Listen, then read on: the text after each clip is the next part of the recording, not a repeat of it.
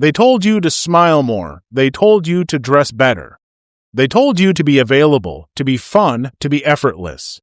But no one ever told you the truth, that what truly makes a man fall deeply, madly, soulfully in love with a woman isn't how she looks or even how she talks.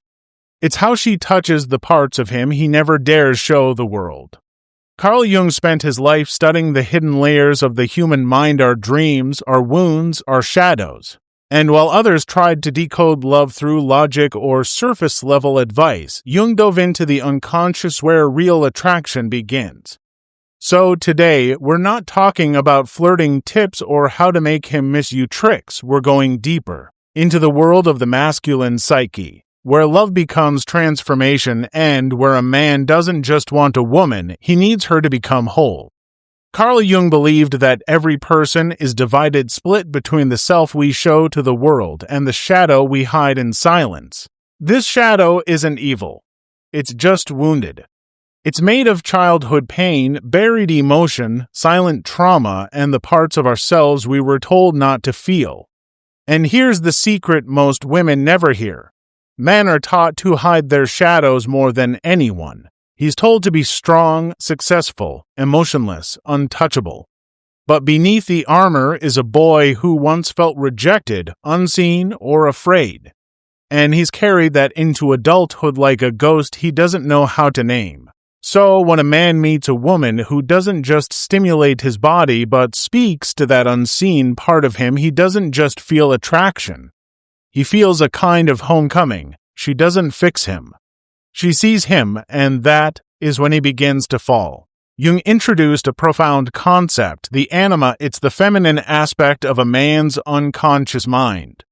It holds everything he suppresses: his tenderness, his longing for intimacy, his creativity, his vulnerability. And here's where it gets fascinating. When a man meets a woman who reflects qualities of his anima, calmness, depth, intuition, emotional safety, something stirs inside him. He may not understand it logically, but he feels drawn to her.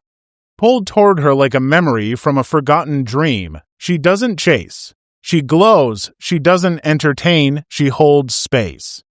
She becomes a reflection of something he's always needed, but never knew how to ask for. This isn't about being passive. This is about emotional gravity. A woman rooted in her feminine energy doesn't have to demand attention. Her presence calls it forth. We've been lied to. We were told men commit when they're ready, when the timing is right, when you check all the boxes. But Jung would argue something deeper. A man commits when a relationship becomes a mirror for his highest self, when he doesn't feel like he's losing his freedom but gaining clarity, when your connection doesn't shrink him but expands him. That doesn't happen with just chemistry, it happens with emotional resonance. And it starts when you make him feel emotionally safe, not judged. You respond with curiosity, not control. You mirror his potential, not just his past. Because here's what most men will never say out loud. He's not looking for perfection, he's looking for relief. Relief from performing, relief from pretending, relief from being the man all the time. When you give that, not through words but through presence, he won't just like you. He'll feel like he belongs with you. Carl Jung once said, "Who looks outside, dreams. Who looks inside, awakens." This is more than a quote. It's a law of attraction, because the truth is, a woman who knows herself, her wounds, her worth, her emotional patterns moves differently. She doesn't beg to be chosen. She doesn't perform for love. She doesn't need a man to validate her existence. And it's that energy that drives men wild, not because she plays hard to get, but because her value is not up for negotiation. She's emotionally aware. She's responsive, not reactive. And most importantly, she's not afraid to be alone. That's not intimidating, that's awakening. Because the masculine doesn't want to conquer a woman. He wants to surrender to one who reminds him of his own depth. One of Jung's most important teachings was this: don't rush intimacy. The unconscious unfolds in layers. When you reveal yourself too quickly, when you overshare, overexplain, or overgive, you disrupt the sacred rhythm of psychological connection. Mystery is not manipulation, it's the natural rhythm of the soul. Give a man space to pursue your depth, not just your availability. When you speak with intention, when you hold silence without fear. When you reveal slowly with calm confidence. You don't become a challenge, you become a journey.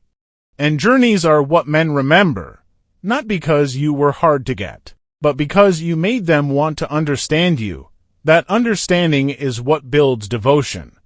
Beneath the games, beneath the image, beneath the cool texts and delayed replies, there's a man looking for one thing, a woman who feels like peace, not chaos, not drama, not performance, just peace, and not because she avoids conflict, but because she carries the kind of emotional grounding that doesn't panic when things get real. She listens without interrupting, she speaks without attacking. She holds boundaries without threat. That's the woman he dreams about after the party's end. That's the woman he imagines when he's finally tired of running.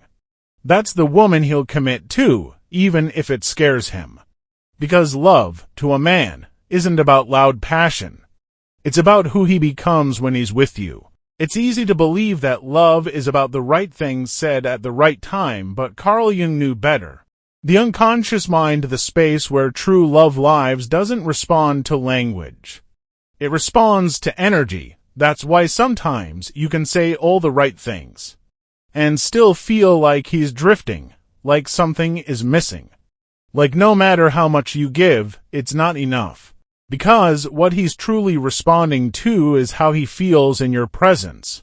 Does he feel seen or studied? Does he feel accepted or analyzed?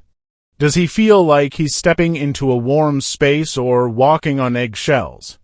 A woman can say I love you with her mouth, but if her energy says I don't trust you or I need you to change, his subconscious will sense it and slowly he'll pull away.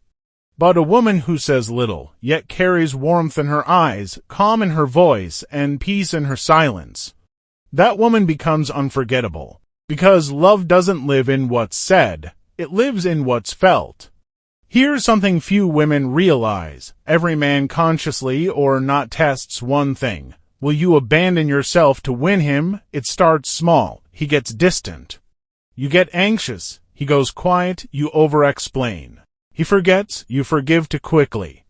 And in those moments, he sees something, not whether you love him, but whether you'll lose yourself just to keep him. And when he senses that, it may feed his ego, but it will starve his respect. Because deep down, every masculine soul is seeking a woman whose self-worth is immovable. A woman who loves deeply, but never trades her dignity for attention. A woman who stays present, but never abandons her peace for permission to stay. When you become that woman, you don't have to chase him. He'll come toward you because in you, he finally sees a love that doesn't shrink. A love that expands him, challenges him, and heals him without ever trying to fix him. So let's ask the question one more time. What makes a man fall deeply, irreversibly, soulfully in love? Not your beauty, not your texts, not your timing, but your ability to reflect what he's hidden from the world. To understand the wounds he doesn't have words for. To offer calm instead of chaos, depth instead of drama, and connection instead of control. He doesn't want someone perfect. He wants someone real, someone rooted, someone who speaks the language of the soul even if she doesn't say much at all. Because in a world of noise, a woman who brings silence becomes unforgettable. My name is When Love Hurts. If my message hit you, please subscribe, comment, like, and share.